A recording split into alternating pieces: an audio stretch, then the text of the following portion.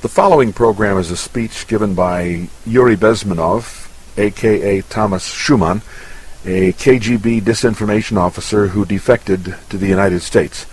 The speech was delivered in Atlanta on March 14, 1985. Good evening, ladies and gentlemen. My name is Dick Backert, and on behalf of the Atlanta American Opinion Speakers Bureau, let me say we're glad you could be with us tonight. I will be your master of ceremonies for this evening's program. Before continuing the program, I'd like to depart briefly and let me address an issue of concern to many of us, and that is a vicious rumor circulating that conservatives, Birchers in particular, do not possess a sense of humor. Unfortunately, it's true. No, it is untrue. In an attempt to quash that vicious rumor, I'll tell a story that perhaps may be appropriate for this evening's speaker. It seems a Muscovite attempted to visit the bier of the late Konstantin Chernenko within the last several days and was turned away by a machine gun carrying guard who inquired of the visiting Muscovite, "Do you have a ticket to this event?" And he said, "Comrade, I have a ticket for the whole series."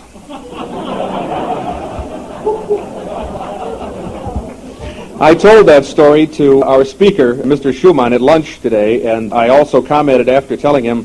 He laughed, by the way, and I asked him perhaps Mr. Gorbachev would have a little longer tenure. And he looked over the top of his glasses and smirked and said, "If he behaves himself." I would like to now call upon the Reverend Mark Luthold, pastor of the Northside Independent Methodist Church, to step to the podium to introduce our speaker. Our speaker has been personally involved with the worldwide propaganda efforts of the Soviet KGB. Like a true-life Winston Smith from George Orwell's novel 1984, Thomas Schumann worked for the communist equivalent of Orwell's Ministry of Truth, the Novosti Press Agency. Novosti means news in Russian. It exists to produce slanted and false stories to plant in the Western media. The term for this KGB effort is disinformation. Mr. Schumann was born under the name of Yuri Bezmenov in Moscow in 1939, the son of a senior Red Army officer. Consequently, he went to good schools. At the age of 17, he entered the Institute of Oriental Languages of the Moscow State University. After graduating, he worked for Novosti, then out of the Soviet Embassy in India in a department called Research and Counter-Propaganda. Due to his growing disgust, he began to plan defection. In February of 1970, he disguised himself as a hippie. I've tried to picture that. He had beads and a wig on, and I think that's maybe how he did it, and joined a tour group to escape detection. He contacted the United States Embassy, and after a long debriefing by U.S. intelligence, he was granted asylum and went to Canada. Today, he is a political analyst for the Panorama Weekly in Los Angeles. He is married and has 2 children, and he's the author of 2 books. Here to tell us how the communists used the free world press, will you please welcome with me Mr. Thomas Schumann.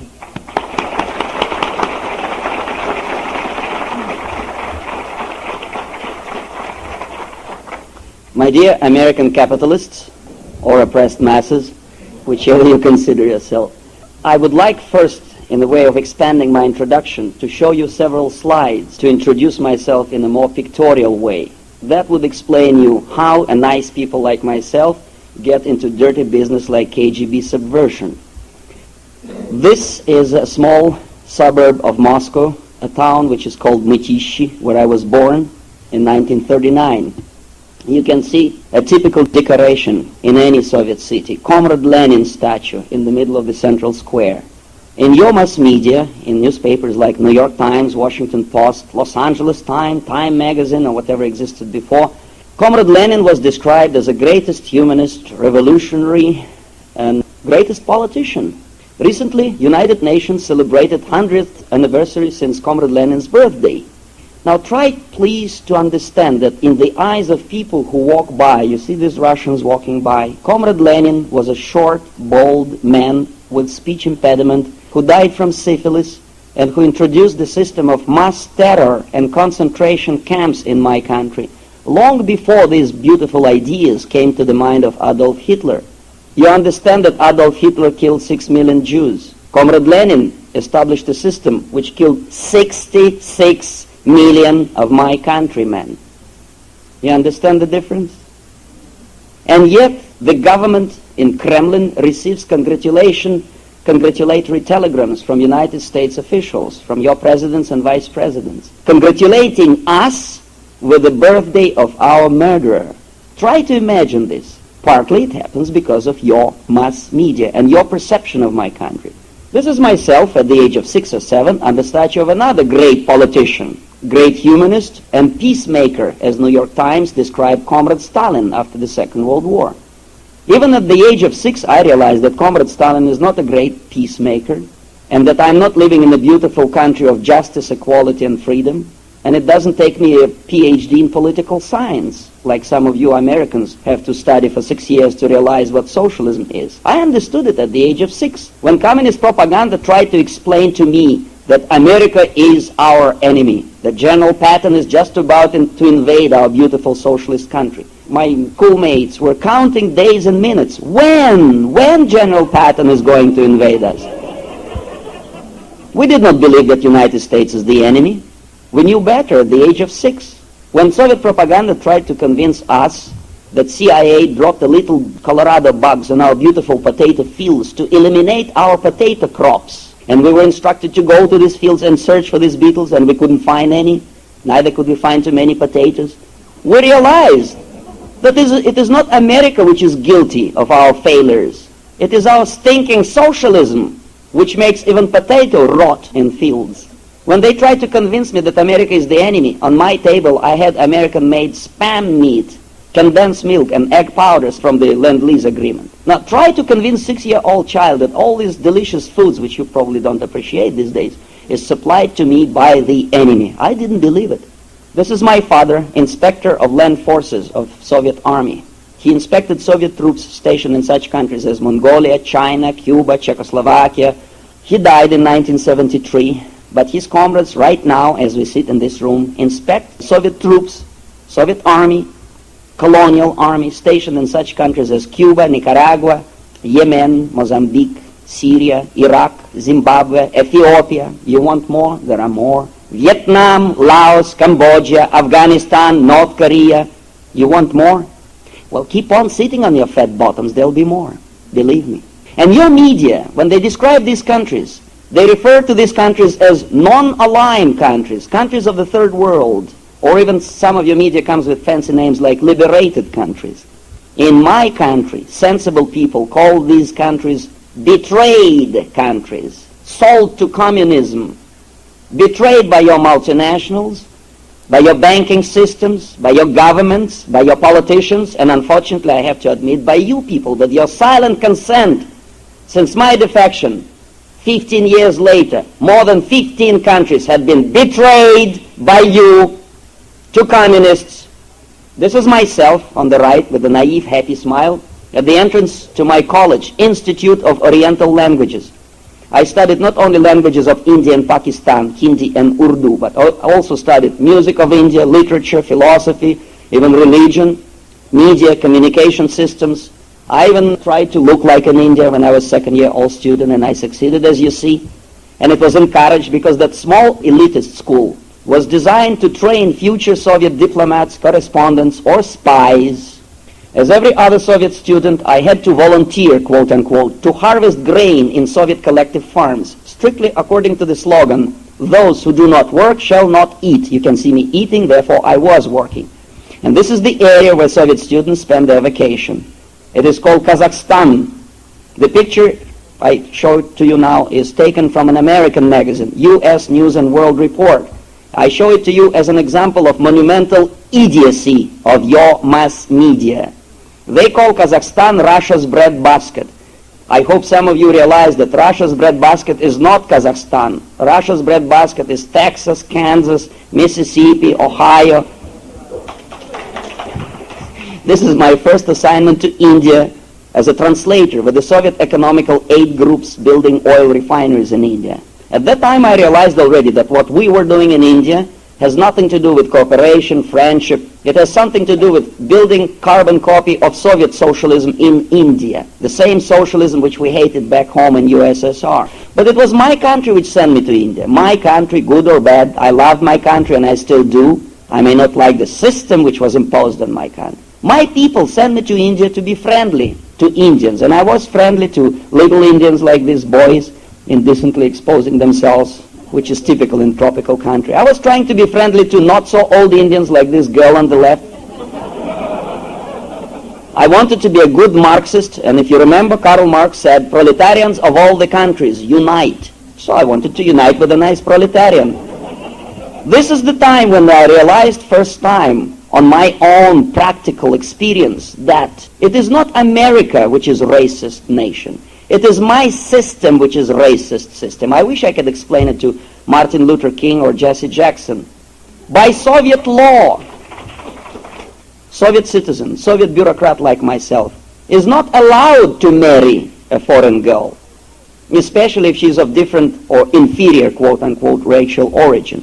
Many of your beautiful liberals, most of your intellectuals and mass media never explain to you people this very simple fact, that racism exists in its pure form only in USSR. It is governmentally encouraged racism.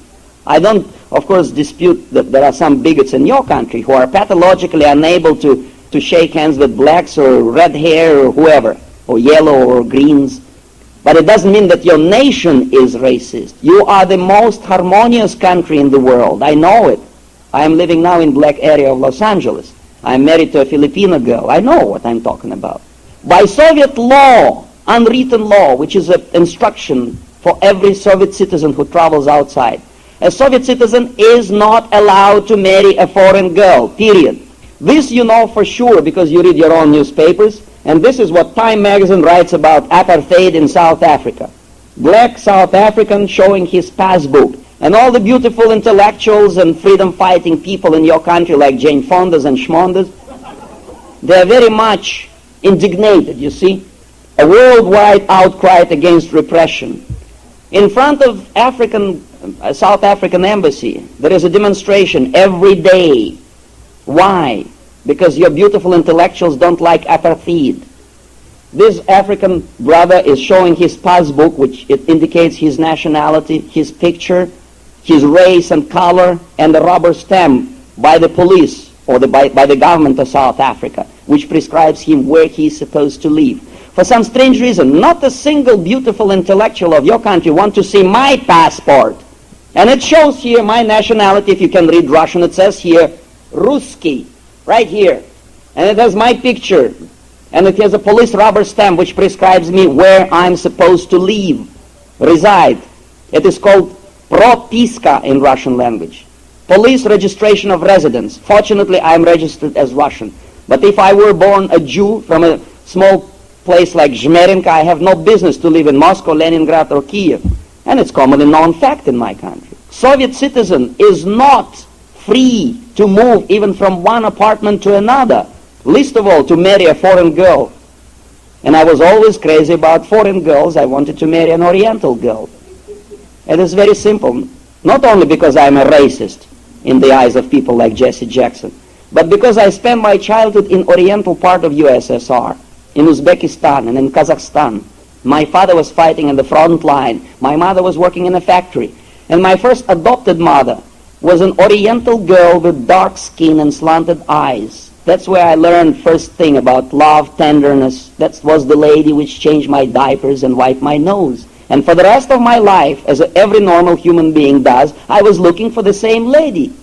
I didn't want to marry a fat, white Russian girl. I wanted to marry a nice, Oriental, slender, dark girl. I could not do it because Communist Party has control and monopoly on my genes and chromosomes. And I had to marry this nice Russian girl in the middle. I couldn't stand her.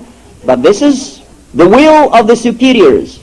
And it is very regular arrangement in USSR. A young bureaucrat like myself marries not his choice. My future wife has to go through security clearance. Without love, husband and wife become virtually informers on each other to prevent defection. And if you behave like a good boy, if you marry who they tell you to marry, this is what happens.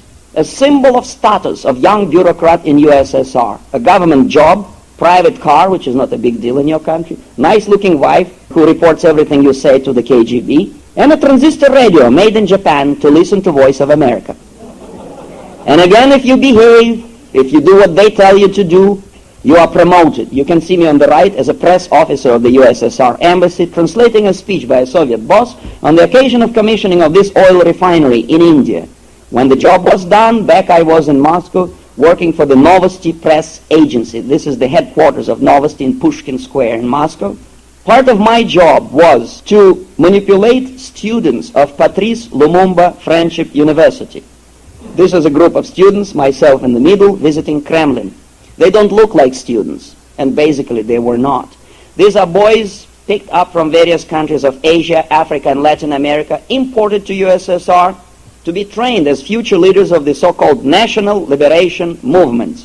When the training is done, they are being sent back to their own countries and start indiscriminately killing their own people. When they do that, your beautiful American newspapers describe these KGB-trained bandits as, maybe you tell me how they describe them, freedom fighters, right? Anti-government guerrillas, leftist rebels, very polite names for these bandits. But imagine if Salvadorians start shooting back to protect whatever is left of their capitalism or whatever system they have. When they try to defend themselves against KGB-trained bandits, what your media calls these Salvadorians? Huh? Right-wing death squads. All right? Have you ever heard New York Times mentioning left-wing death squads? No. Why not? Think about it. Please start thinking. You look like intelligent people. This is another type of my activity. You can see me on the left with a group of progressive intellectuals, writers, poets, journalists, editors, publishers of newspapers coming to my country, visiting Kremlin, seemingly for one purpose only, to denounce decadent, oppressive American imperialism and to glorify Soviet socialism, and of course being paid for this. Secretly, KGB people like myself call them useful idiots. There is a group of idiots like that visiting Novosti Press Agency. I'm standing next to one of them. His name is Sumitranandan Pant, famous Indian poet, who wrote a poem entitled Rhapsody to Lenin, where he described this murderer of my nation as, and I quote, springtime blossom for mankind. You can imagine how much money were paid to him. Pay attention to number of bottles on the table. My dear friends, this is hard booze, Soviet style. Part of my job was to keep foreigners, progressive intellectuals, your journalists, permanently on a certain level of intoxication, not too drunk, not too sober. Why? Simple, so that everything looks nice to them in USSR. The moment they step from the airplane in Moscow airport, we take them to VIP lounge and we toast champagne to friendship, understanding, peace, freeze, schmeeze, and if they refuse to drink, we tell them, look, this is unethical. Comrade Andropov may be offended, or Gorbachev. It's a tradition in my country to drink. And poor idiots start boozing 2, 3, 4, 5 days, 10 days, and then suddenly we stop. And if any one of you will ever try to drink for 5 days and then stop, you know what will happen next morning? What will happen next morning? I'll tell you what will happen. You'll be sick next morning. You'll have hangover. You may feel uneasy and guilty trying to remember what you were talking about yesterday and with whom you slept last night. This is the time which, according to KGB experts, when human psychology and mentality is the most flexible. Not only alcohol does it, drugs do too, many other things, but alcohol is the most innocent thing. In USA, it is not a big problem. You cross the street, buy yourself 6-pack of cold beer and refresh your memory. In my country, I control these idiots. I take them to a motel and there is not a drop of alcohol miles around, and they are dying for a drink. This is the time when we get them involved in all sorts of KGB propaganda operations, such as making statement in the interests of Soviet policy, signing joint communique, or if they are politicians, signing SALT agreement, Helsinki Accord, preferential trade treaty, anything at all. Believe me, not only journalists are doing that. If you remember Pierre Elliott Trudeau, Prime Minister of Canada in Havana in 1975, when in front of thousands of Cubans he shouted, "Viva Presidente Castro!" At the time when hundreds of Cuban mercenaries were killing thousands of black brothers in Angola on Soviet orders. Well, if Prime Minister can do that idiocy, what do you expect from Walter Cronkite or Dan Rogers or some other, I don't want to use strong words, who come to my country? This is what happens. This is one of such soberly thinking politicians, as your media calls them. A picture is taken from Time magazine. And they describe in rhapsodic terms how this beautiful intellectual dances with a Moscow bride in Moscow wedding palace. What you don't understand, that he may think that he is a great politician, charismatic leader who found a common language with the Russians. Look at the faces of KGB behind him. They think he's a total idiot. He does not realize that this is not just an ordinary wedding. It is a special occurrence, a stage performance to impress people like Edward Kennedy. I can forgive 11-year-old little monkey like Samantha Smith, your girl who comes to Russia on invitation of Comrade Andropov. She comes back and she says, look, Russians are just like us. They're nice people. Sure, we are nice. We have two hands. We have one head. We go to bathrooms just the way you people do. We make love. We make babies too. We love them. She may not know the difference between the systems, and I can forgive Samantha Smith. She's only 11 years old. But I cannot forgive a political prostitute like Edward Kennedy.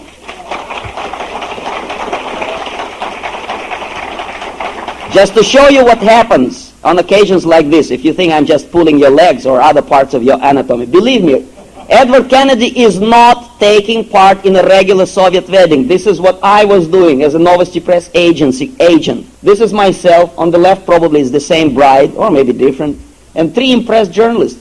Just exactly like Edward Kennedy, they are very happy to see regular Soviet or Russian wedding. It is not regular. You understand, I hope, what I'm talking about. This is another type of activity. I'm on the background under the red spot with a group of writers, journalists from developing countries of Asia, Africa, and Latin America visiting regular kindergarten. They don't realize it is not an ordinary regular kindergarten. It is a special kindergarten, even though by American standards there is nothing special. But in the Soviet Union, it is specially organized to impress foreign journalists. The ordinary one looks like this in the middle. It was published by mistake in a Canadian government publication, and the caption says that this is a regular daycare center in Siberia. What these dimwits didn't realize, it is not a daycare center. It is a prison for children of political prisoners. Of course we don't want you to see these things like that. We want you to see pictures like this. That's what my job. And my job was to isolate your media from pictures like that. This is myself with a copy of Look magazine. In 1966-67, I was attached by the KGB to a group of Americans who visited my country. They spent there 1 year, 12 of them, to bring you back that package of what they call information. Millions of Americans looked through this magazine. They didn't realize that the big, shrieking lie is right here on the front cover of this magazine. This morning I was talking to a lady from a local newspaper. And she couldn't see it. She couldn't see the lie. She couldn't tell me. And she is a journalist. Maybe some of you tell me, what is the lie? Where is the lie on the front cover of Look magazine? No, Modern Building is just a photograph. I prearranged this photograph for Philip Harrington, photographer of Look magazine, 50 years. And this is no, you just illustrate my point. You don't know where the lie is because you are victims of disinformation. The biggest, fattest lie is right there, Russia. There is no such country, my dear friends. Russians are ethnic minority in a multiracial country. There is no Russian government. First of all, there is no government, period. Government does not govern in USSR. Power does not belong to the government. Power in USSR belongs to a bunch of self-imposed criminals who call themselves Politburo, top of the Communist Party. And they are not all Russians. Comrade Stalin was Georgian, Comrade Mikoyan was Armenian, Comrade Khrushchev was Ukrainian, Trotsky and Sverdlov were Jewish, Pelche was Estonian, Comrade Kusinin was Finn, and there are many other ethnic representatives in Poland. Of course there are Russians too. There is no Russian army, there is no Russian invasion in Afghanistan. There is a communist army and a communist invasion in Afghanistan. Russians are not coming to your country. Communism may come to your country, and it will not be brought to you people by Russian tanks. Use your brains, please. If Russian or Soviet army invades your country, do you know what will happen to that army? Think. Right. They will disappear in your liquor stores.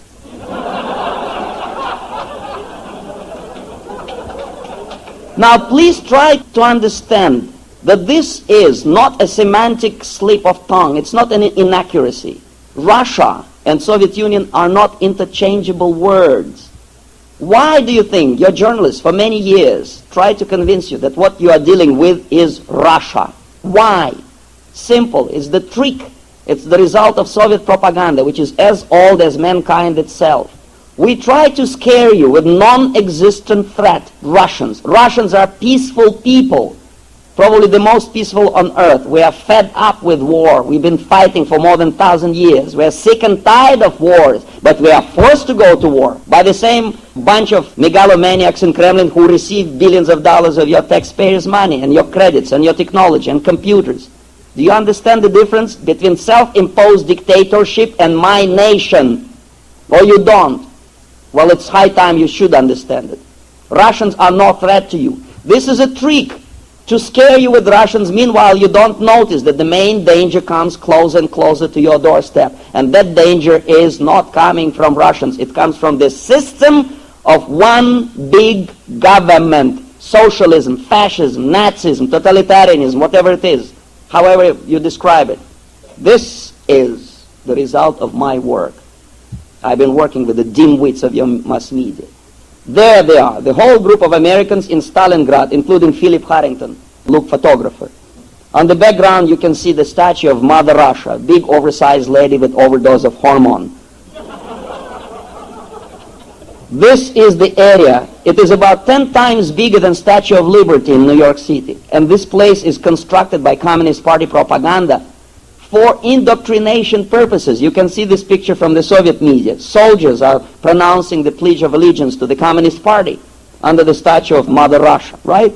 And yet the same picture was published in Look magazine in the centerfold, and the article which follows describes that every Russian is very proud to see this monument. Do you understand what they are doing and what they are saying to you?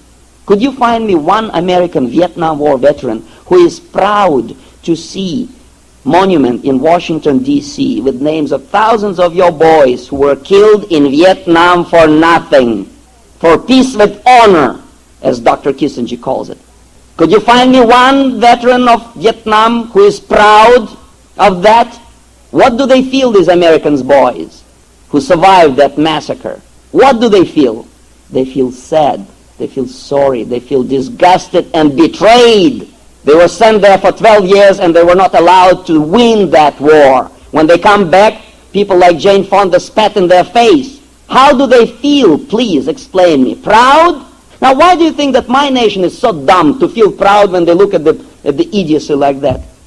We feel the same way. We feel sad, we feel sorry, we feel disgusted. We feel betrayed because we lost 20 million of my father's, mother's, sisters and brothers in a war which brought us nothing, which brought restoration of Stalin's power, more blood, more death, more concentration camps to my nation. We don't feel proud at all. Look magazine lies to you, same way as many other papers today, right now, lie to you about the Russians. After several successful operations like Look magazine, I was transferred back to the Soviet embassy in India. You can see me on the right with the microphone. On the left side, Indira Gandhi, Prime Minister of India, talking to my KGB supervisor, who incidentally now in your country. His name is Leonid Mitrokhin. He's in New York City working for United Nations. He's a high-ranking KGB expert. Why would you think a Prime Minister of a free independent country, biggest democracy in Asia, talks to KGB persons? The trick is that India never was biggest democracy in Asia. Your newspapers lie to you. India was biggest autocracy in Asia. It was ruled by Nehru's family.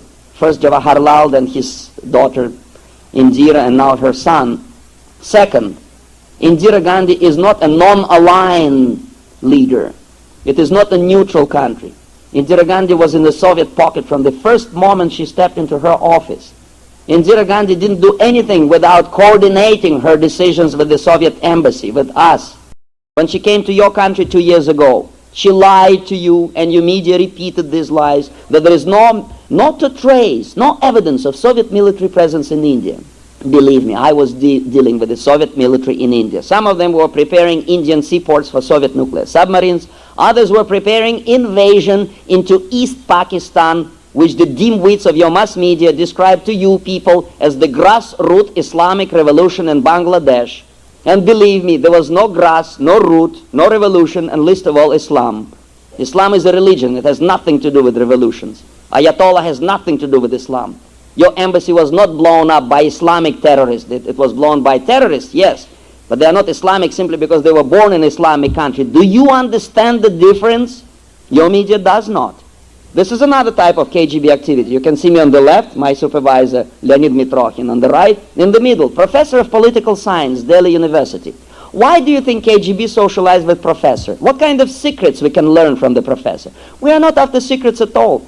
We are after public opinion of his country, of the future generation of his students. We invite this professor to a meeting of inter-Soviet society. There he sits in the middle. Same society exists in USA. It's called American-Soviet Friendship Society. It's a front of the KGB. There's the professor sitting in the middle, marked by the red pencil. You can see me on the right in the lower corner, sitting next to Indian politicians and members of parliament who were brought to this meeting to create atmosphere of legitimacy and even respectability to Soviet propaganda operation. Just for one professor, we can stage the whole farce like this. Why? Simple. Because this professor will be sent to USSR, indoctrinated, pleased with presents and probably paid Lenin's Peace Prize. And then he comes back, and for many years, he will pollute minds of millions of children with advantages of socialist system and disadvantages of American imperialism. And I will explain you later what it does to a country. These are the people who arrange this propaganda operations of the KGB. No, they are not spies, but they work for the KGB. Entire department of the USSR embassy in India, including myself on the left and this gentleman on the right, whose name is Vladimir Simonov. Each time your journalist asks me, Mr. Schuman, how many KGB agents work for the Soviet embassy in Washington, D.C.? I think it's a very dumb question. All of them are. Their wives work for the KGB, sometimes even their children. The solution is not to find who exactly works and in which rank. But the solution for your country, for your security, is to kick out all of them.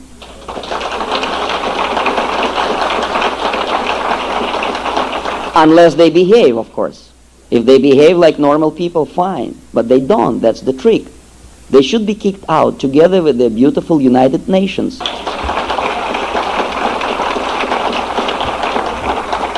Now these guys, including this gentleman, Vladimir Simonov, you should remember his face. Maybe there's a chance you can see him on ABC Nightline together with Ted Koppel. Like my former friend and colleague Vladimir Posner, who appears on your television. He addresses to millions of American television listeners, and he introduced by Ted Koppel of ABC as, I quote, Soviet commentator. Soviet journalist Vladimir Posner. Believe me, he's not a journalist. He is a high-ranking expert of subversion. I worked together with him for many years in the Novosti Press agency. The fair way to introduce him would be, he is an expert of manipulating public opinion. All right, Comrade Posner, now what do you have to say? No, Ted Koppel says, Volodya, what do you think about Korean airliner incident? What can Volodya think? He is not paid to think. He is paid to screw up your minds with lies.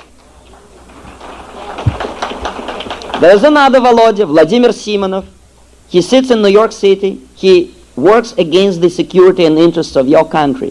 FBI knows perfectly well that he is not a journalist. FBI knows that he is a KGB officer. But you see, FBI cannot kick him out of the United States. Why? Because he doesn't do anything against the law. There is no law against political prostitution in your mass media. Vladimir Posner easily socializes with your Cronkites and Dan Ruthers and Ted Koppels. He plants false stories in your media to depict your country in the worst possible terms. And yet he's here.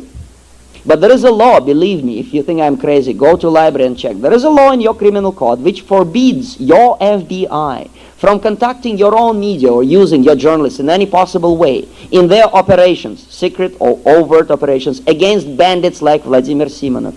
Now please try to explain me, maybe I'm a dumb Russian, who is more dangerous for you people, my KGB or your FBI? Are you a free and proud nation, or are you a nation of masochists? Why do you pay your taxpayers' money for Soviet espionage in your country? Why do you keep United Nations in New York City? Each time you ask me, Mr. Schuman, if Russians don't like communism, why don't they revolt? Well, let me ask you people, why don't you revolt?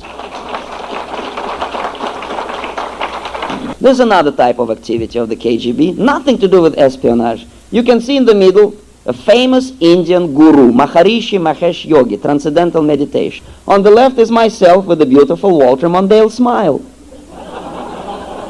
Now why? Please try to understand. Why? Why would KGB send me to Maharishi? Of course not to learn secrets. He has no secrets. It is the public opinion that KGB cares about. We know perfectly well what Maharishi did to the Beatles. You remember the 4 degenerate monkeys? I want to hold your hand. How does it feel? A son of high-ranking military officer, a promising diplomat, highly paid bureaucrat and expert in propaganda, 15 years later after his defection, changing bulbs and flushing toilets in Los Angeles. How would you feel? Would you like to take my place? Oh no. Another reason to think twice is this secret document. This is what prevents many Soviets to defect. It is called характеристика in Russian language, or simply recommendation letter. Every Soviet agent who is assigned to a foreign country has to be co-sponsored by 3 long-standing members of Communist Party.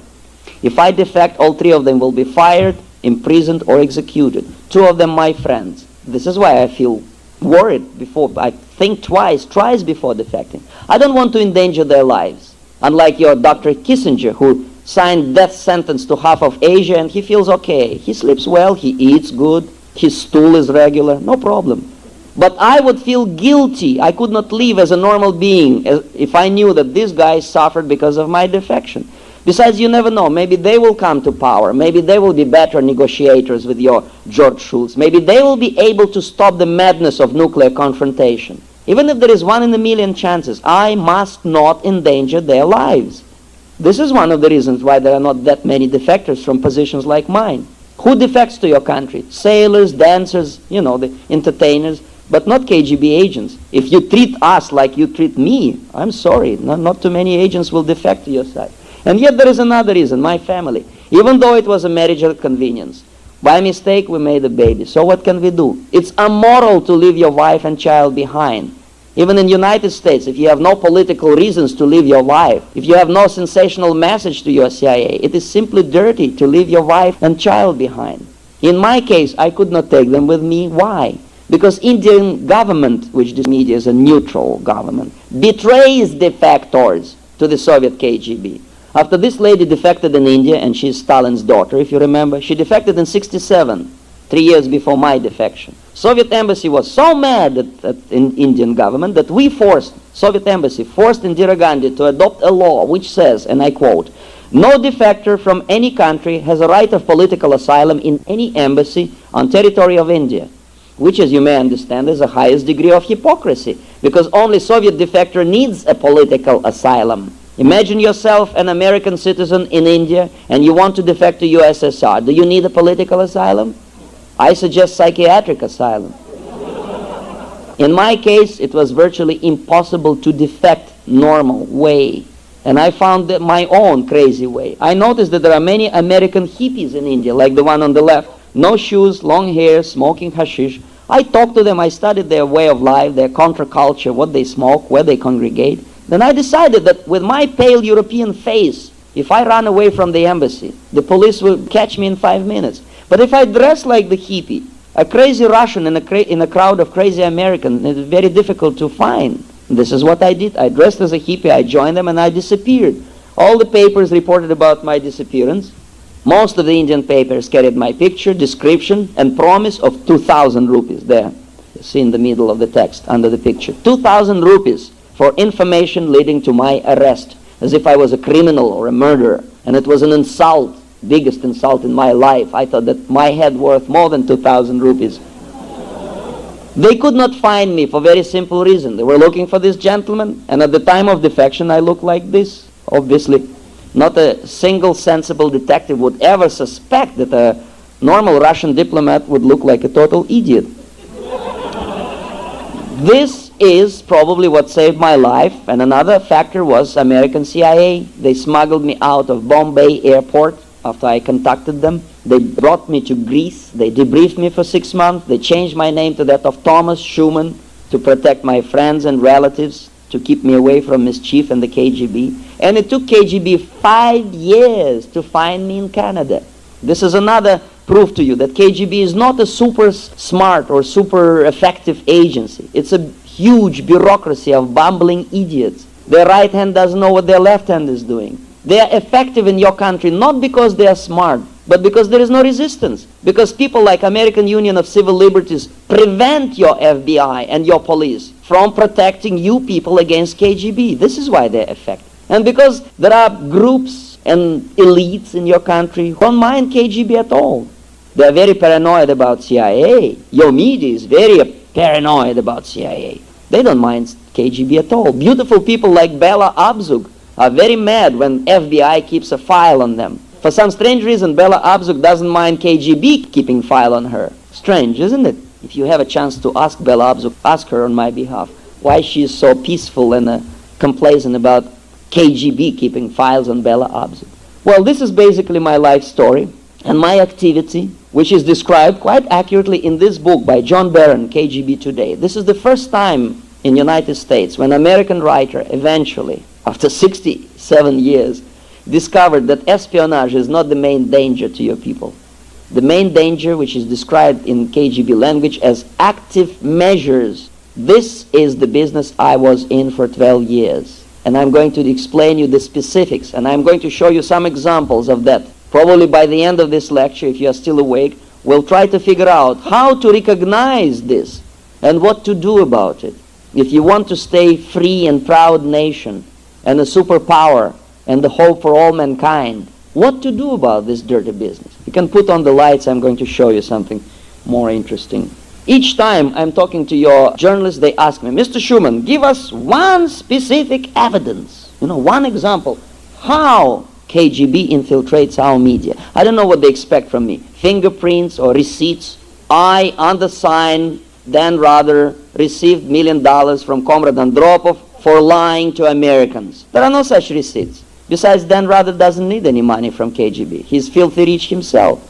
We are not talking about something that will stand up in your court simply because your laws are very soft and appeasing to your enemies. There is one overall law in your country. Aiding the enemy is a high treason. But many people in your country do that. Henry Kissinger does for the last 12 years or more.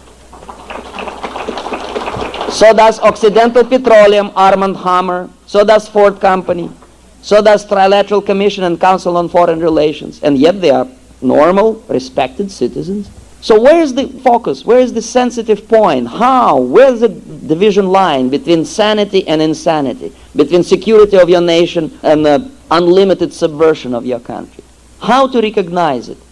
Believe me, you don't need experts. I mean, you need experts, but not the type of experts which are staffing your Harvard and Yale and Rand Corporation on the think tanks. I'd rather call them stink tanks. Just try to think. Maybe let's think together. For 60 years, you have intellectuals who spend millions of dollars of taxpayers' money to research Soviet Union and communist system. They are still respected citizens like Comrade Brzezinski and Mr. Arnold Horelik. They are on payroll of your government. That means you. All right? For 60 years, you had failures, one after another. These beautiful researchers give advices to your government, to your Pentagon, right? They navigate your policies. This morning I saw Edward Litwak on your television, on Phil Donahue's show. He is one of the greatest experts in the Center for Strategic Studies or something in Washington, D.C., right? These people receive hundreds of thousands of dollars a year. And yet for 60 years or more, they've been given advices to your government which eventually led to what you are now. You're up to here in manure. And I'm not talking about nation. I'm talking about your foreign policy. You lost your friends and markets in Asia, Africa, and Latin America. You antagonized your neighbors next door in Mexico. You cannot find common language with Canadians. You cannot even settle your own domestic problems with your blacks, Hispanics, and Chinese or whoever else lives in your country. You have people who chronically complain about oppressive capitalism, and yet they demand welfare check from your government, which has nothing to do with capitalism. It has something to do with socialism. How? All these beautiful intellectuals receiving so much money cannot find a better solution. Common sense tells us people that if something doesn't work, you throw it to garbage and try something else. Why, for 68 years, you repeat the same mistake over and over and over again? Is it not time to turn and try something else? Right? Now let's see. Let us see the examples They may look innocent to you people. I will try to explain you that it is not innocent at all. It may not look sinister from the first glance of this. What I was doing for the KGB has nothing to do with espionage. Your Hollywood gives you all kind of baloney, this James Bond espionage. Bang, bang, kiss, kiss. You get excited about spies. Meanwhile, the main danger doesn't come from espionage at all. KGB spend only 10 to 15% on espionage, the classical James Bond espionage. The other 80% is spent on subversion. I cannot possibly explain you in 1 hour all that garbage which took KGB 6 years to put into my head. It took your CIA 6 months to debrief me. I cannot squeeze it all in 1 hour. But I'll try to just give you basics. And of course, if you are not satisfied, there is literature on the table. I'll show you what it is. First of all, there is a booklet, which I published myself because your publishers doesn't want to publish my book. So I did it myself. It's called Love Letter to America. That's the way I feel. And that's the way millions of people feel in my country. Believe you, we are, as a nation, not your enemies. Our common enemy is sitting in Kremlin and probably in some offices in Washington, D.C.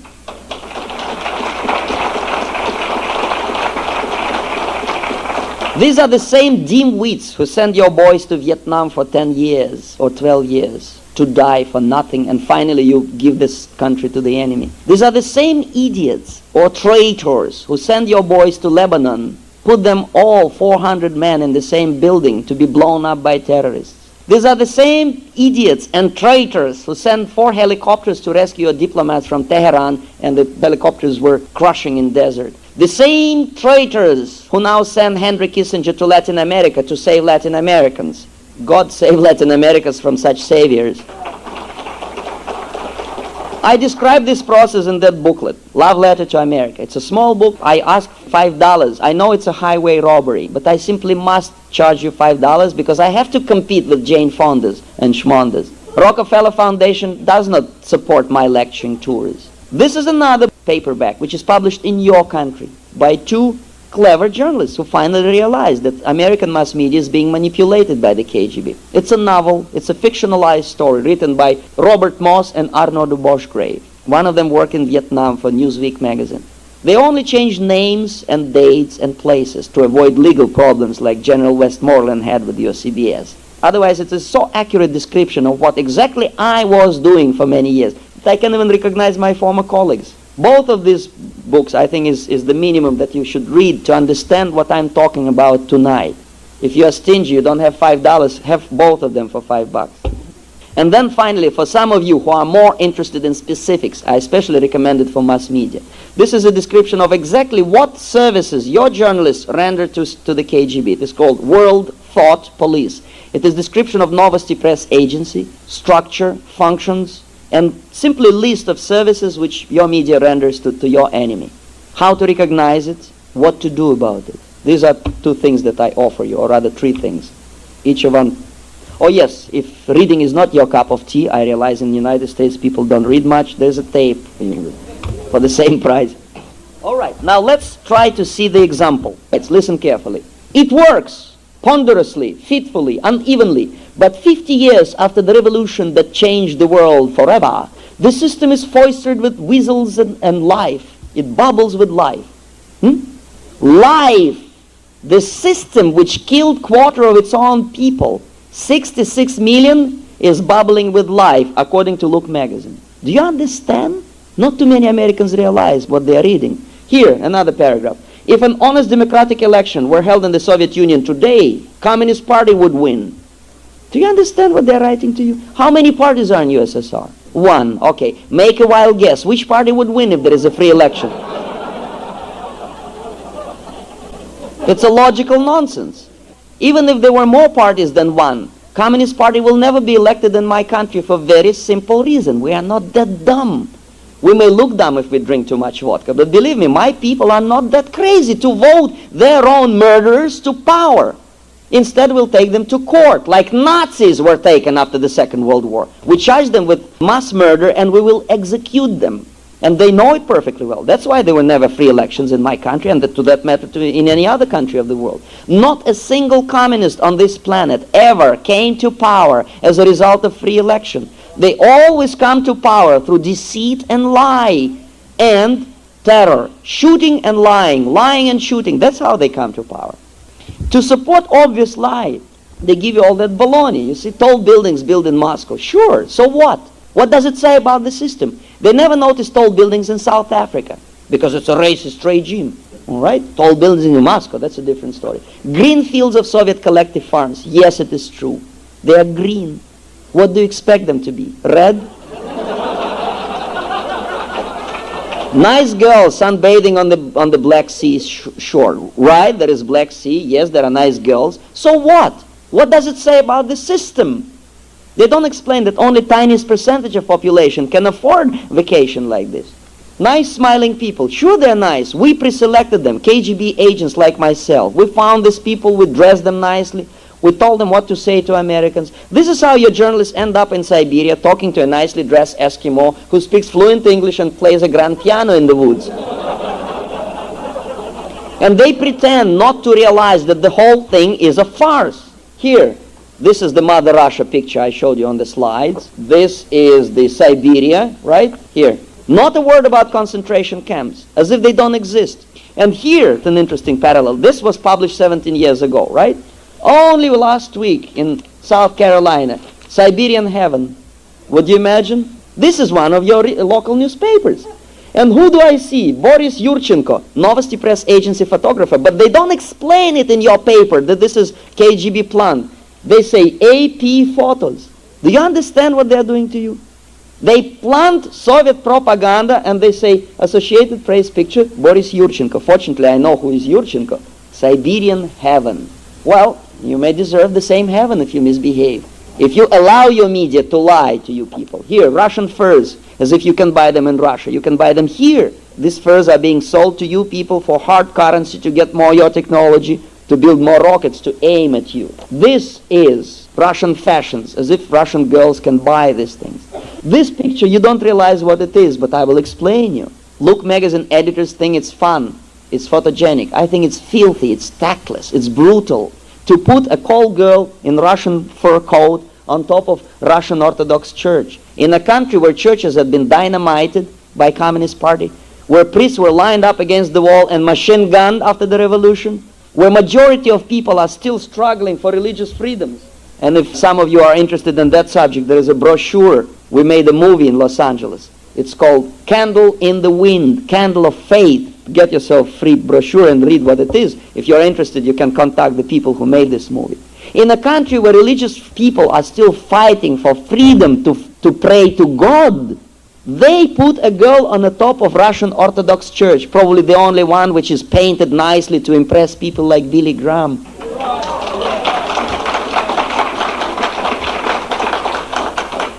And if it were one picture, I would say, well, it's a matter of personal opinion. No, the whole magazine is like this. More fashions. You see, they're obsessed with fashions. Russian caviar, champagne, vodka, caviar. Typical Russian breakfast. And finally, on some of the last pages, KGB. And you may say, aha, something critical. No, nothing doing. Here, I'll read you the first paragraph. KGB still reaches its tentacles around the world, probing for intelligence, recruiting spies, creating mischief. See? CIA, that's a different story. That's a dangerous bandits. But KGB is simply creating mischief. This is an example. We manipulated 12 American journalists, and this is the result. And believe me, there are hundreds more. Every day, every hour, they lie to you about my system. They lie to you that Russians are your enemies. They never mention that the same system is being introduced right now in your country by the same people who keep in power murderers of my nation. What you call that system is absolutely immaterial. You may call it welfare state, redistribution of wealth, big government, social programming, or scientific planning. It is the same thing. It starts with welfare check. It ends in concentration camps. The moment you delegate your individual freedom and responsibility to a bunch of bureaucrats, whether it is in Moscow or in Washington, D.C., this is the first step to self-destruction. But you don't realize it because you are too excited about Russians coming.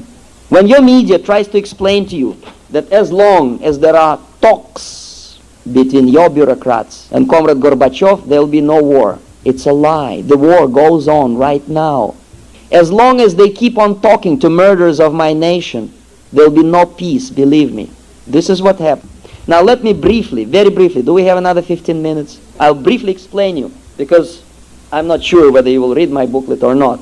What happens here is that the main objective of Soviet or communist system, including, of course, KGB, is not to destroy United States. Please, I implore you, don't listen to your peaceniks, friesniks, and schmizniks. Please use your brains, your good American common sense. If Soviet military destroys United States productive capability, maybe you'll explain me, where would they get their computers, technology, grain, billions of dollars of credit, jazz records, blue jeans, whiskey, which Comrade Andropov liked so much? Where would they get all these goodies? Okay, from Australia maybe. The main objective of communist movement is to slowly change the pattern of your society, slowly and painlessly. Meanwhile, they want to preserve your productive capability. If they are being reduced, well, maybe it's too bad. But basically, they want to maintain all the juices of your society. It's simply substituting the form of the government and structure of your economical system. That's all. The main objective of Soviet KGB is not to convince you that Marxism-Leninism is better. This type of idiocy appeals only to Martin Luther King's, Jesse Jackson's, and some political science professors.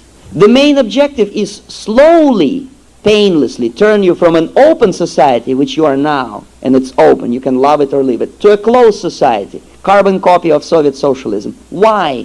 Why would KGB want you to be similar to my society? You ever thought about it? No, of course, because your media doesn't explain it today. All right, I'll explain it to you. The reason for trying that is to merge into one global system. And you cannot join your society with my society overnight because they are incompatible. They do not match. Imagine if we join together right now for the sake of peace, equality, progress, whatever. Tomorrow Ronald Reagan says, my dear fellow Americans, from now on we are one country. You know what will happen? What will happen? Huh? Some Russians may enjoy it. They will defect to your country and disappear, as I said, in liquor stores. But you may not enjoy it when you see a tank in your backyard, when your cars will be nationalized and your children put in a military uniform, put in a formation, and, you know, I bet you will become very emotional. But it is possible to merge our two societies slowly by introducing this type of system which I described on page 18 in my booklet, and I hope some of you picked up the diagram on the table, which is called subversion process. By mistake it is entitled disinformation process, which is similar, of course. This is what happens. I reproduce this diagram graphically in a condensed abstract form. I do it for simplicity. The reality looks, of course, more complex. But this is the basics. You can write diagrams like this for yourself. All you have to do is to put what you see in chronological order. That's all. I put it this way, and I explain it, what I was learning from the Soviet instructors for 6 years in Moscow. Open society is yours. Closed is mine. We try to turn you into closed one to merge, right? They never make any secrets about it. And believe me, some of your elitist groups do the same. They also are talking about interdependent world economy, one world government. If you think I'm crazy, go to library, subscribe to a magazine which is called Foreign Affairs, published by Council on Foreign Relations. Or read the magazine which is entitled Trialogue, published by Trilateral Commission. Read the books by Brzezinski. They openly, cynically admit that, yes, their goal is interdependent, one global village, as Carl Sagan calls it. And of course, they don't explain you that probably millions, billions of people wouldn't mind to live in one world system if it were your system. Believe me, 270 Russians would mind to live in a free market capitalist system and have a form of government which is a republic like yours. Sure, they would like to do that. But the trick is, they want one global village, which is ruled by benevolent bureaucrats and scientists, doctors, Kissingers, Jane Fondas, Daniel Ellsbergs, maybe Walter Mondale's. They will redistribute the wealth by force, naturally, okay? They will legislate equality and all other beautiful things. This is the trick. How to do it? Simple. We don't have to infiltrate agents into your governmental offices, and it is impossible. But we can infiltrate ideas into your minds through your media, through your educational system, through entertainment industry, through music even. Beatles, Schmittels, whoever. We, drop by drop, put poison into your minds. On this diagram, I select only one such idea, which is called egalitarianism. It is not new. It has not been invented by Russians, communists, or KGB. It is as old as mankind itself. No, not as old as mankind itself. Actually, the formulation of this egalitarian idea goes all the way back, I would say, French Revolution, when a group of intellectuals, who call themselves Illuminatis, decided that it is easier to control society if I convince all of you that you are equal. Meanwhile, I hope you realize that people are unequal. They never were equal.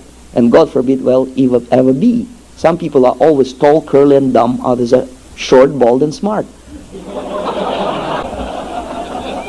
There is nothing like equality. If we presume that we are created by God, if God is creator of such complexity as universe, probably it wouldn't be a big deal for God to create us all equal, like ball bearings in the factories, or like ants, or cockroaches, or fishes. No! These little forms of life are equal. Mankind is not. Never was. Even fingerprints are different. Ask your policeman. Billions of people populate this planet. No two identical fingerprints. Isn't it interesting? Each one is unequal and unique. And the Illuminatis understood it perfectly well. They were intelligent people. Why they invented this nonsense? Simple, to control. It is easier to control people when they are equal and demand equal things. It is impossible to control society if you remain unequal and independently minded. Simple. What egalitarianism does is not just semantic inaccuracy. Listen carefully what it does to you. Egalitarianism, if it is legalized, legislated, and enforced by law in your country, creates false expectations and false perceptions of reality. We know people are unequal, but by law I must be equal. For equal job, equal pay, right? Why? I say no, it is nonsense. And many of you will disagree with me, especially unionized work. What do you mean, Mr. Schumann? It's the law of our country, for equal pay for equal job. Why? Imagine yourself, you do create these things, podiums, all right? You are whistling, you are very happy. You are paid $5 an hour. Fine. You are very happy. Sun is shining. The moment you realize that the same podium is created by next door unionized neighbor for $12 an hour, what do you feel? Huh? Unhappy, right? Have you ever heard about any American who wants to be equal with someone who has one popsicle less? No, you want to be equal with someone who has more, naturally. Now please explain to a dumb Russian like me, what is behind the equality in the minds of million people? What is the motivation, sentiment? What is the driving force of equality? Huh? What? Greed. Envy and greed. Something that in any civilization, through the history of mankind, in any holy scripture, is described as destructive side of human nature. Don't be greedy. Don't envy. If you are happy with $5, be happy. You don't need 12. No, we want to be equal. All right? Greed is the main negative side of human nature. Greed, ignorance, fear, egocentrism, all these things are the breeding ground for communist ideas. Greed.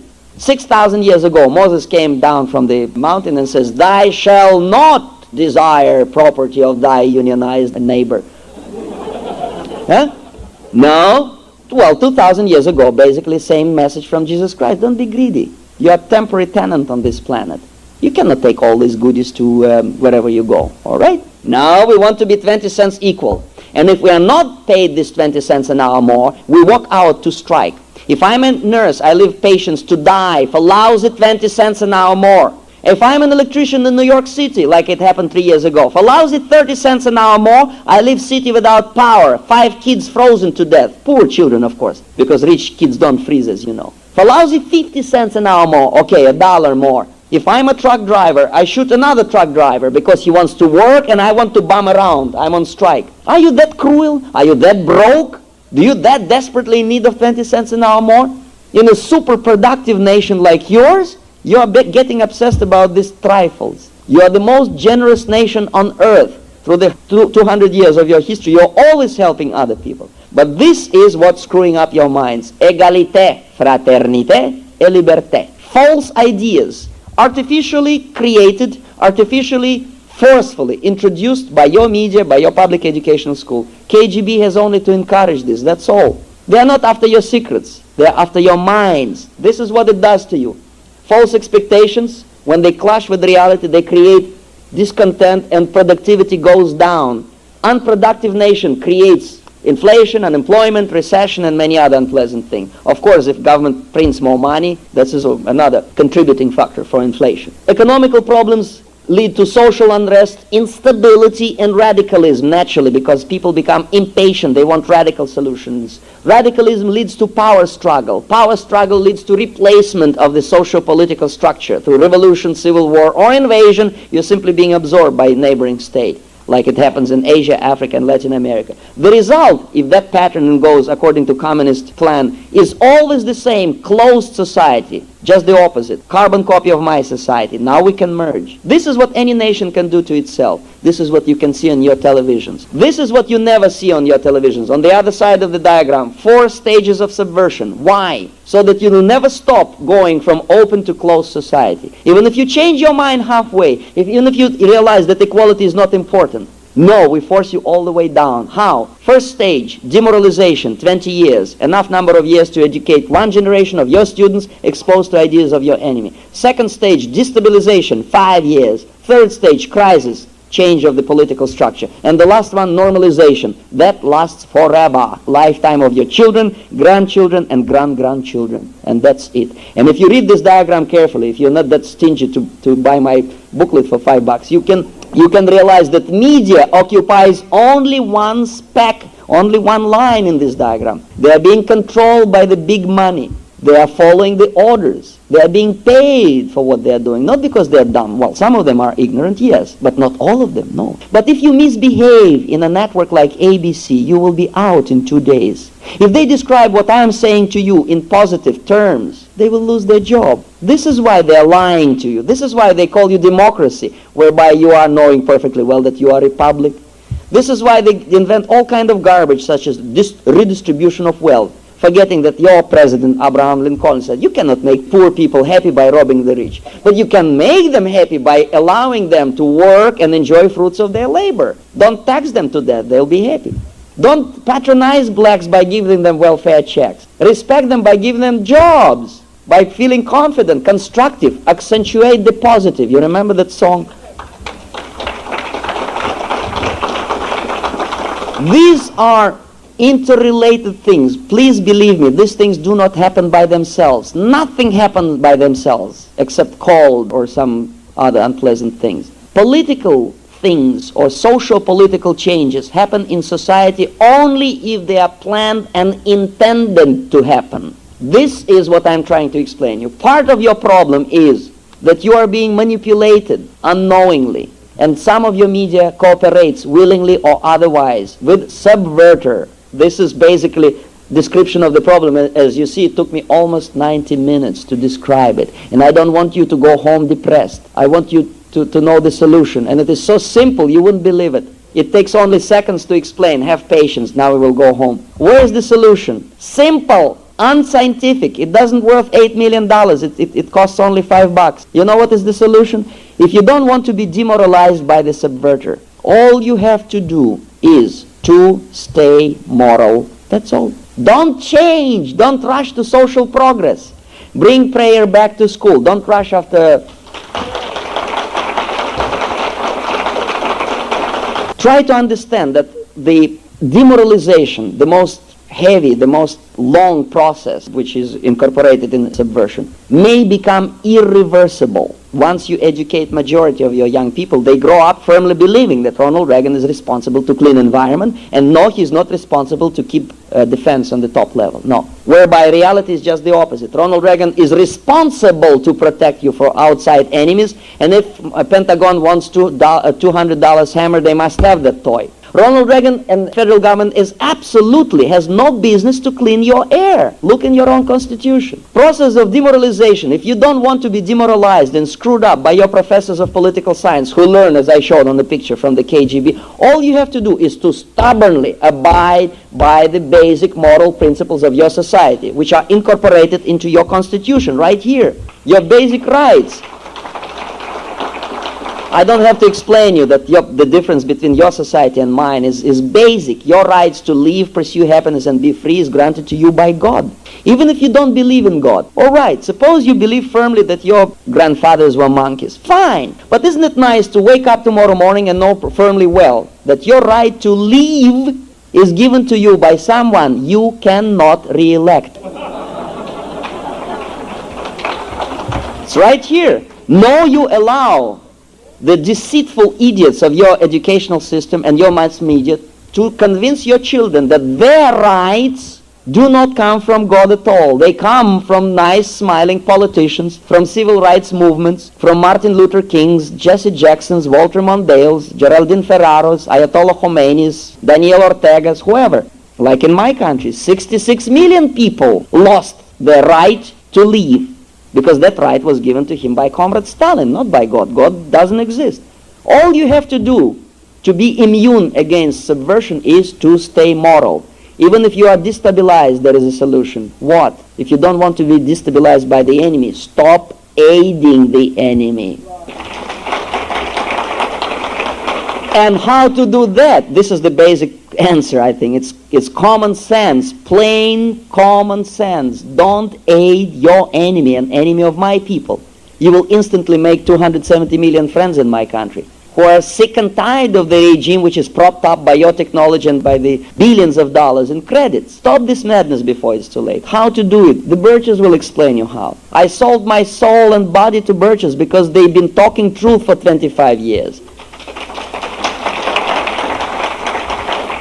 Please try to realize that it does not take heroic acts. You don't have to die on barricades or, go into fits of heroism. All you have to do is to exercise your duty as citizens. Watch what your politicians are doing. If you are not happy with the media, subscribe to alternative mass media to broaden up your vision of what's happening in the world. If you subscribe to Time magazine, subscribe to Review of the News. There's a little magazine which is half size of Time magazine. It gives you 100 times more information. And there is no baloney. But above all, the most supreme value which you can get from the conservative publications like this is that they explain you in concise, simple terms what your elected representative does in the Congress. This is where your policy is being made. This is every penny of your budget is being voted for or against. Watch what they're doing. Do they vote for more credits to the Soviet junta? For more weapons to be built in my country to kill more of your boys in Vietnam, in Central America, and in Lebanon? Or for less or none credits to the Soviet junta? Then keep them in power. If they vote against lousy $30 million to help Nicaraguans and Salvadorians, this is a treason.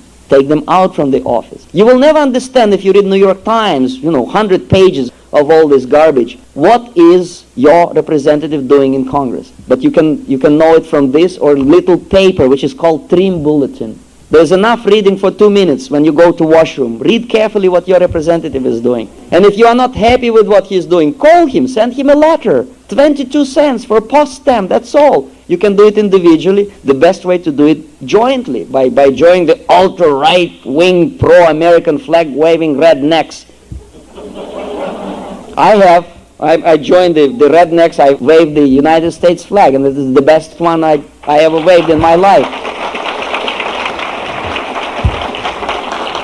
Now this is all I have to say. I'm very sorry to keep you waiting for so long. I know you have to go places and ask questions. If you have questions, I would be happy to be interrogated. If we have short break and some announcements to make some explanations, then I'll be back and I'll be ready for any of your questions. Thank you very much.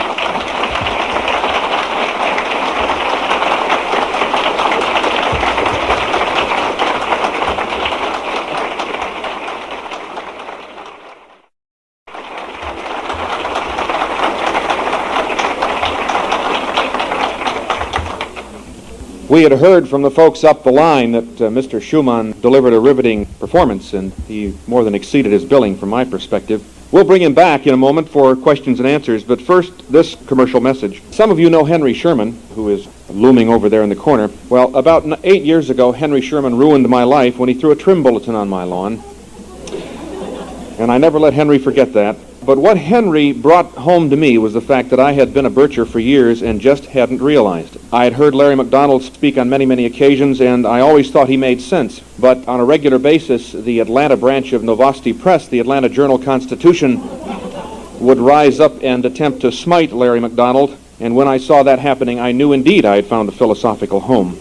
I'd just like to say, Thomas gave a pitch for the Birch Society that's going to be tough for me to upstage, so I won't endeavor to do so, but I do have some remarks I'd like to make on that connection. All it takes to be a Bircher is character, common sense, and courage to stand for what is right for no other reason than it is right, and the commitment to do the right thing. The right thing is to become a member of the John Birch Society. If you think you can be more effective outside the John Birch Society, take a piece of paper and write down all the things you did last year to return America to her biblical constitutional belief system. If you're like I was 8 years ago, you'll wind up with a blank sheet of paper.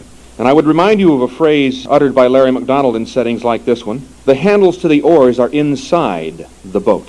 Carrying that nautical analogy a step further, as I occasionally ask my fellow Americans for a commitment vis-a-vis the John Birch Society, I'm reminded of the two men out in a rowboat some distance from shore when suddenly a steady leak springs forth from under the forward seat. As the man in the bow begins to bail furiously, the man in the stern simply points to the leak, laughs, and exclaims, "Poor fellow, your end of the boat is sinking." If you think that's a foolish reaction, I would ask you to deeply consider how you will react to what you've heard here tonight. If we lose America, we will all most assuredly suffer. If you don't think so, come up and ask Thomas Schumann again about life under communism. If, however, you are one of those who has adopted the philosophy embodied in the French phrase "Après moi le déluge," which translated means, "Let the floods come after I am dead," try to imagine yourself answering a question for your son or daughter. The question, "Daddy, what happened to America?" Make sure you can say that you did all, and I mean all, you could to prevent the final and ultimate loss of America and the future of your children. We have applications for the John Birch Society at the front of the room, and we'd be pleased to take them after the meeting adjourns. The dues are $48 a year for men and $24 a year for ladies. Yes, we do discriminate. We're going to now have Mr. Schumann return to the podium to answer some questions, and we'll take about 10 minutes for that activity. Is Thomas handy? Where did he get to? Okay, he missed his cue, but we'll forgive him. If you'd please just raise your hand and we'll recognize you from here. And Thomas, if you could repeat the question so we get it on tape. All right. With tape and fingerprints, please, too. Yes, go ahead. Well, I don't know how he was manipulated, but I can only guess that he was manipulated same way as I manipulated journalists from Look magazine and New York Times and television networks. He was given a royal treatment. He was shown the glossy side, the facade of Soviet churches. There are some churches preserved especially for that purpose. They are painted nicely. They are controlled by the government.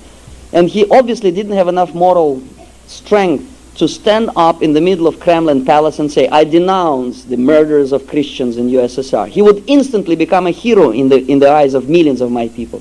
He preferred to dine and wine with members of Politburo and take part in a farce like international gathering like World Council of Churches or something to that matter. And that's a shame. I have no excuse for people like this. I thought it was a great disappointment for me because I thought that when I was watching his television broadcast, I said, well, this is a flaming Christian. Obviously, he's not. So that's a great disappointment. But this is only my impressionistic personal viewpoint. I don't know what exactly happened in Moscow. Thank you. Yes, please. Can you tell me what happens with aid programs, for example, the already going out to Ethiopia? Aid programs obviously is waste of money and food and time in case of Ethiopia because it never reaches hungry people. It is controlled. Famine is artificially created. In any Soviet socialist or communist or whatever, people's democracy, there is always the tendency, because hunger is the most potent weapon of controlling the society. Even if it doesn't exist, even if such a rich country as Ukraine within USSR is unproductive today, it is not because of bad weather. Aid to Ethiopia now is ineffective, and it will never be effective. The best way to aid Ethiopians is to kick out Soviet and Cuban troops from Ethiopia. Oh, thank you. Yes, please.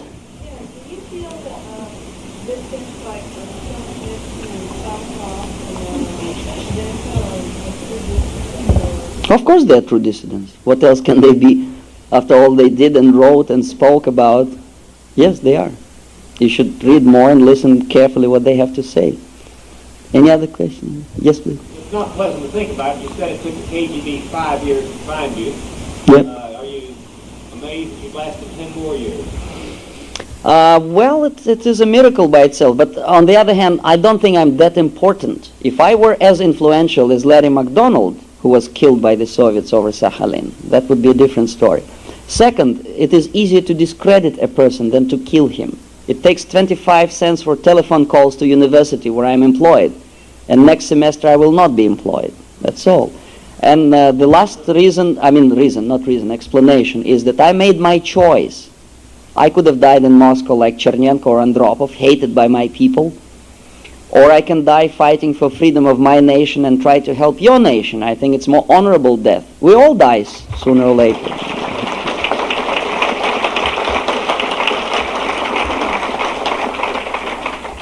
Any more questions?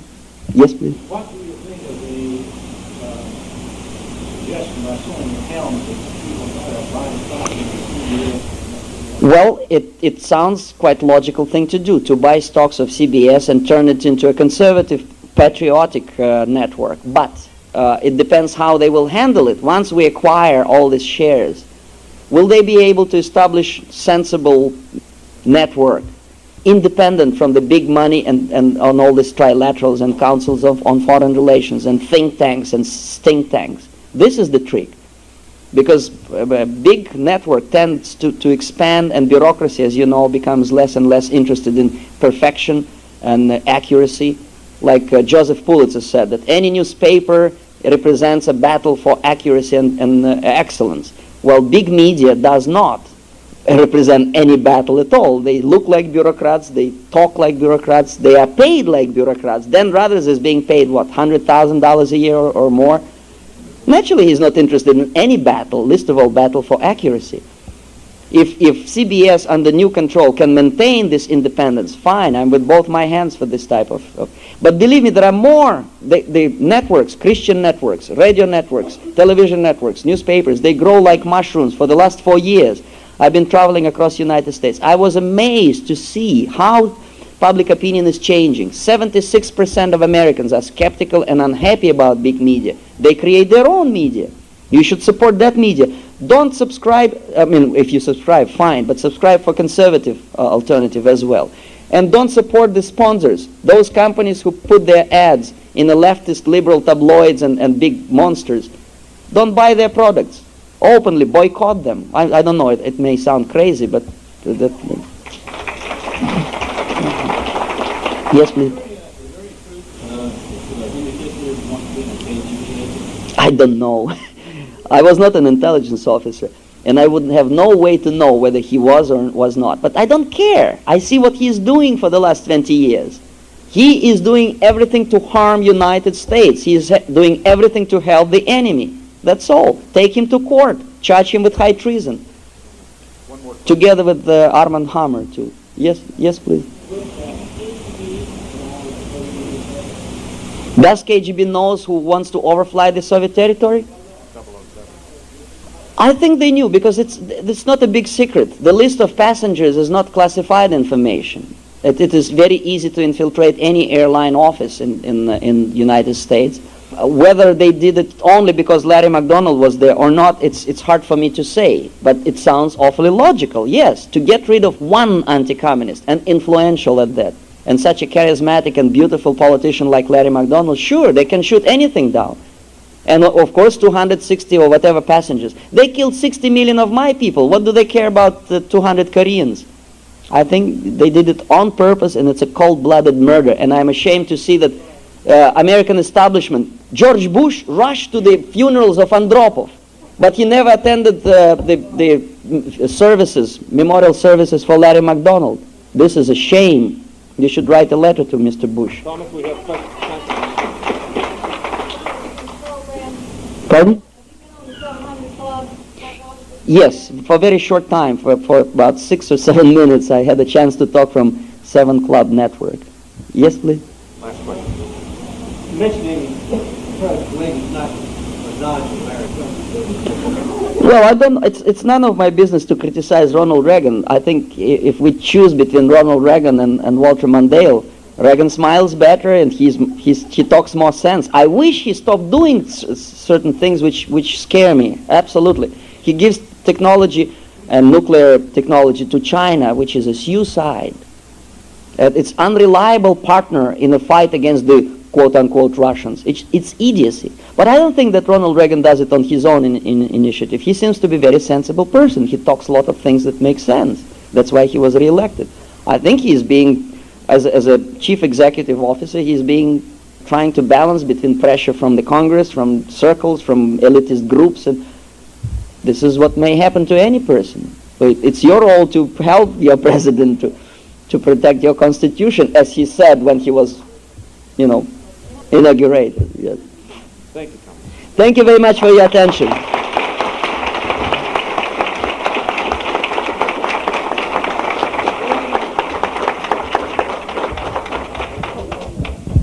Ladies and gentlemen, let me remind you that the prophet Hosea at 4:6 said, "My people are destroyed for lack of knowledge." Knowledge is all about you in this room, at the book table over there where you can get American opinion books. And Mr. Schumann's books are up here. Mr. Schumann's books are up here. So if you'd please, before we close the meeting, I'd like to call on the Reverend Joseph C. Moorcraft III, pastor of Chalcedon Presbyterian Church, to deliver the benediction.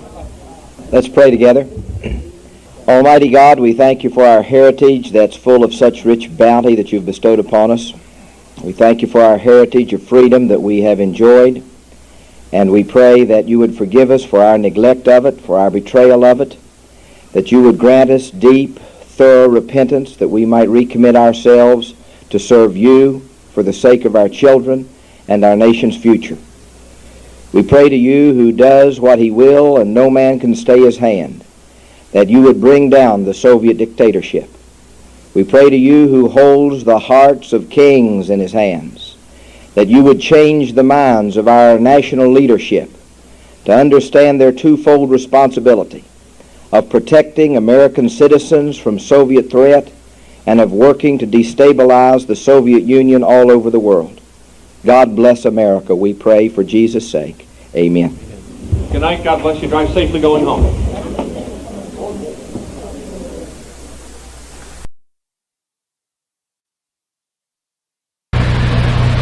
Our founding fathers here in this country brought about the only true revolution that has ever taken place in man's history. Every other revolution simply exchanged one set of rulers for another set of rulers. But only here did that little band of men so advance beyond their time that the world has never seen their like since, evolve the idea that you and I have within ourselves the God-given right and the ability to determine our own destiny. But freedom is never more than one generation away from extinction.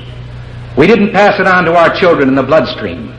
The only way they can inherit the freedom we have known is if we fight for it, protect it, defend it, and then hand it to them with the well-taught lessons of how they in their lifetime must do the same. And if you and I don't do this, then you and I may well spend our sunset years telling our children and our children's children what it once was like in America when men were free. Thank you.